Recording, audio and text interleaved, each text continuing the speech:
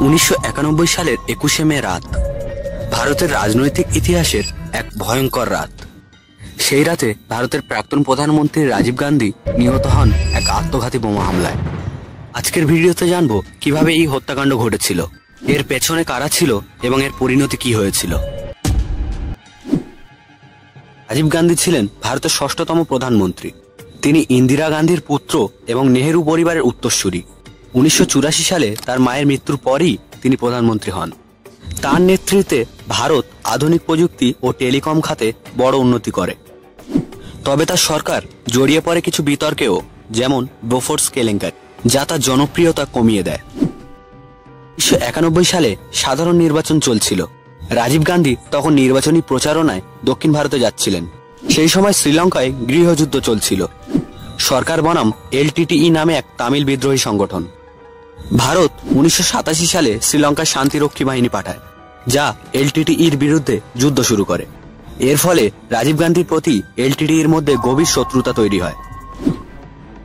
1991 সালের 21শে মে রাজীব গান্ধী তামিলনাড়ুর শ্রীরামবুদুরে একটি নির্বাচনী সভায় যাচ্ছিলেন। সেখানে একটি বড় জনসভা ছিল, যেখানে অনেক সমর্থক তাকে দেখতে এসেছিলেন। প্রায় রাত 10টা 10 মিনিটে এক তরুণী রাজীব গান্ধীর দিকে ফুলের মালা নিয়ে এগিয়ে আসে। মেয়েটির নাম ছিল ধানু, যিনি LTTE এর সদস্য ছিলেন। তিনি রাজীব গান্ধীর পায়ের কাছে মাথা নত করেন, আর তখনই মেয়েটির শরীরে বাঁধা বিস্ফোরকটি বিস্ফোরিত হয়। তখন সঙ্গে সঙ্গে রাজীব গান্ধী সহ 14 জন নিহত হন। ঘটনাস্থলে মৃত্যু হয় ধানুরও। হত্যাকাণ্ডের পর CBI এর বিশেষ তদন্ত দল তদন্ত শুরু করে।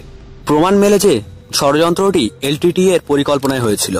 প্রভাকরণ ছিলেন এর মূল হোতা। পরে ভারত সরকার 41 জনকে অভিযুক্ত করে, যার মধ্যে 26 জনকে মৃত্যুদণ্ড দেওয়া হয়। তবে পরে কিছু দণ্ড কমানো হয় এবং কয়েকজনকে আজীবন কারাদণ্ড দেওয়া হয়।